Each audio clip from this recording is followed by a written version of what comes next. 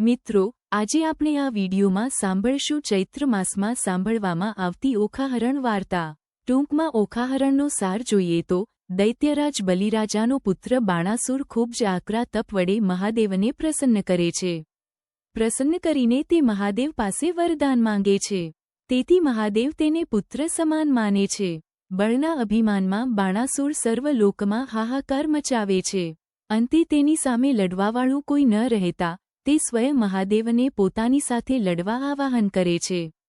ત્યારે ભગવાન શિવ તેને વચન આપે છે કે હું નહીં પણ મારું સંતાન તારી સાથે લડવાની ઈચ્છા પૂર્ણ કરશે।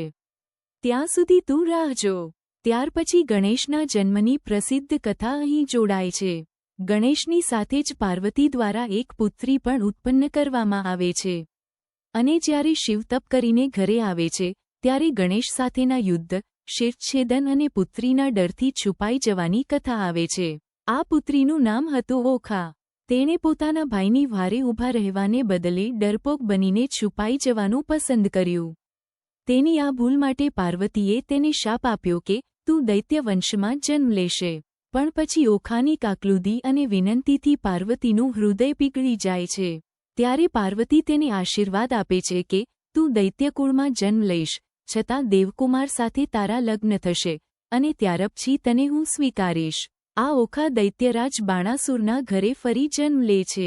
ઓખાના જન્મ સમયે આકાશવાણી દ્વારા બાણાસુરને ચેતવણી મળે છે કે આ કન્યા દેવકુમારને પરણશે અને જ્યારે તે પરણશે ત્યારે જમાઈ દ્વારા તારા બળના અભિમાનનો નાશ થશે।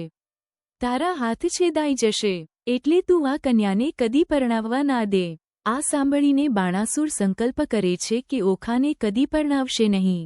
પછી તેને પ્રધાનની કન્યા ચિત્રલેખા સાથે એક મહેલમાં તમામ શાહી સુખ સુવિધાઓ સાથે એકાંતવાસમાં રાખી દેવામાં આવે છે।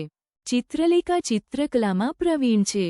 દેશાન દેશાંતરના રાજકુમારોના ચિત્ર બનાવી ઓખાને બતાવે છે અને અંતે નક્કી થાય છે કે જે ભાવિ ભરથારના ઓખાએ સ્વપ્નમાં દર્શન કર્યા તે દ્વારિકાના રાજા શ્રીકૃષ્ણનો પૌત્ર અનિરુદ્ધ છે।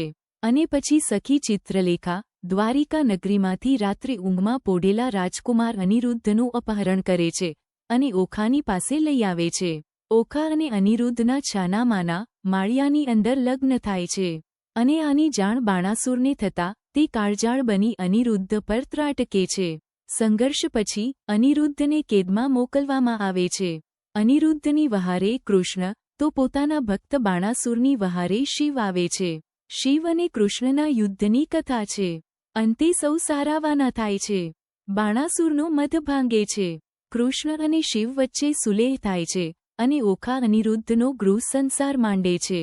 આ બધું કવિ પ્રેમાનંદની કાવ્યાત્મક આખ્યાન શૈલીમાં અહીં વાંચવામાં મળે છે અને અંતે હરણ તો અનિરુદ્ધનું જ થયું, છતાં કહેવાયું ઓખાહરણ। મિત્રો, આ હતું ઓખાહરણનો ટૂંકમાં સાર। મિત્રો, કહેવાય છે કે ચૈત્ર માસમાં ઓખાહરણ સાંભળવામાં આવે તો કોઈ પણ તાવ, તરિયો કે એકાંતરિયો આવતો નથી।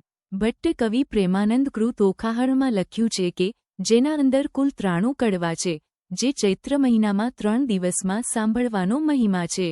કહેવાય છે કે જે ચૈત્ર માસમાં ઓખાહરણની કથા જે શ્રીમદ ભાગવત મહાપુરાણના 10મો સ્કંધમાં આપેલી છે તે સાંભળે તો તાવતરિયો અને એકાંતરિયો રોગ આવતો નથી। આ ઉપરાંત ભૂત પ્રેત, પિશાચ વગેરે બાધાઓમાંથી પણ મુક્તિ મળે છે એવું ભગવાન શ્રીકૃષ્ણનું વરદાન છે।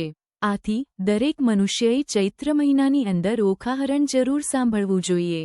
મિત્રો, આ હતી ઓખાહરણની ટૂંકમાં વાર્તા।